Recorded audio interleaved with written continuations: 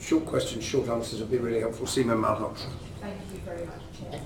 So just say, can I just ask you a very brief question? In following up from the discussion you had with Mr. Whittingdale, you said that we were bound in good faith on the political declaration. Obviously, there's been a debate about how binding it will be, bearing in mind it's not legally binding. Would your reflection be, if I could just ask you to come back on this, if there was to be an attempt to change that or to disregard what had been agreed and voted through this House by, for example, a future leader of your party, would you see that as being interpreted in bad faith?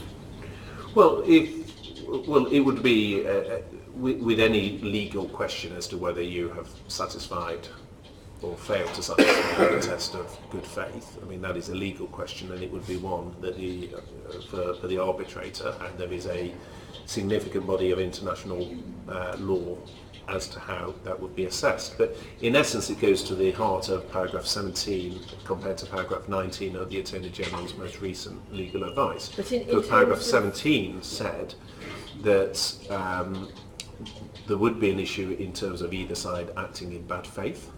And that would, what there wasn't with paragraph 19, the reason some colleagues had an issue with it, is if both sides acted in good faith, you could terminate. But in relation to the political declaration, I just want to be quite specific on this point.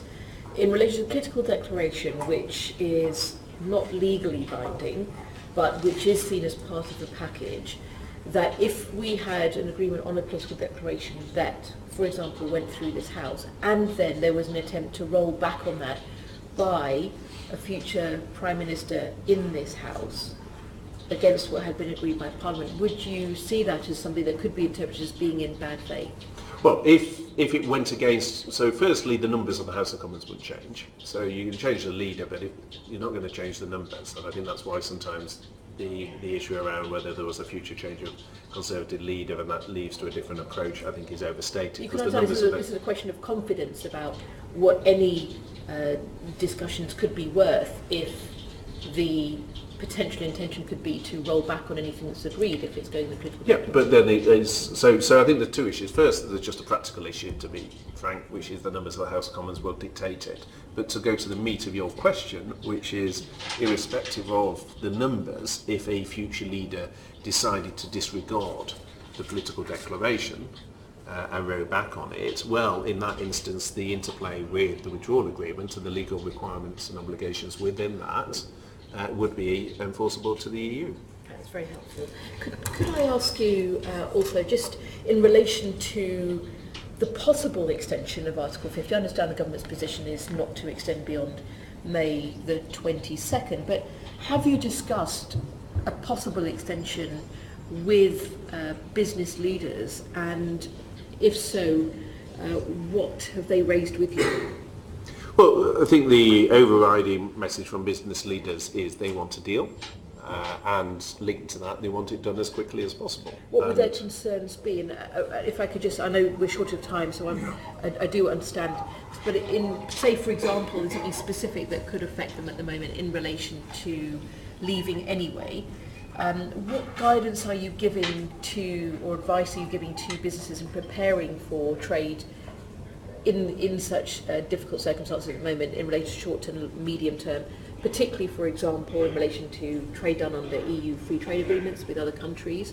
Are you giving them some specific and clear guidance, and what are they raising with you otherwise? Yeah, well, I mean, you previously raised, and I know in the House as well, in terms of where we are on international agreements, and obviously we can get into that. I think sometimes, the issue on international agreements isn't the numbers, it's the percentage of trade related. So the Swiss is a fifth just in one contract, so 21 of the 40 is 0.8% of the trade. So I think sometimes people could be 80% of their exports and imports, so yeah, that is so sometimes the quantum of agreements is slightly different to the percentage of the share that attached to them. In terms of the messaging to business, I mean, again, a bit like the House of Commons, it varies massively depending on the businesses and what they do. A significant amount of effort has gone into the comms campaign that has been ramped up significantly. I hope you've all heard the various radio adverts. I certainly hear them driving around the constituency. So to to raise awareness of the issues and to direct people. Trade bodies themselves have done a huge amount of work around that. It very much depends on the business. So one of the key issues around the flow of goods is getting traders to register so that they're ready with the right documentation. But part of this also is whether people think no deal or a deal is coming, or whether Parliament's not going to be able to reach a decision. Okay. Hal Williams. Thank you. Good morning. You said a moment ago that if the